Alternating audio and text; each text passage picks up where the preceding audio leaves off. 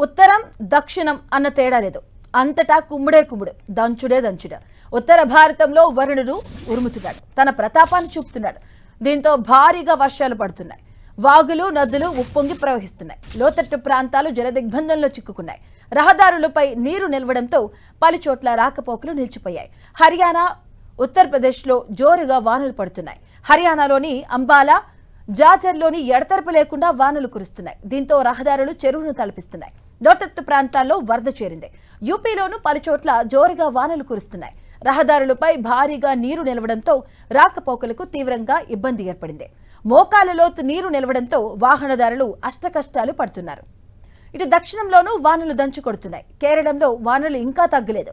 కొట్టాయం, కోజికోడ్తో పాటుగా పలు జిల్లాల్లో మోస్తరు నుంచి భారీగా వర్షాలు పడుతున్నాయి. లోతట్టు ప్రాంతాలు జలదిగ్బంధంలో చిక్కుకుపోయాయి. రోడ్లపై నీరు నిలవడంతో వాహనదారులు ఇబ్బందులు పడుతున్నారు. జమ్మూ కాశ్మీర్లో కురుస్తున్న వర్షాలతో కొండ చర్యలు విరిగిపడుతున్నాయి. రహదారులపై బండరాలు పడ్డంతో పలుచోట్ల వాహనాల రాకపోకలు స్తంభించాయి. దీంతో అధికారులు రహదారులను క్లియర్ చేస్తున్నారు. జేసీబీలతో బండరాలను తొలగిస్తున్నారు. పలుచోట్ల బురదమయంగా రహదారులు మారాయి.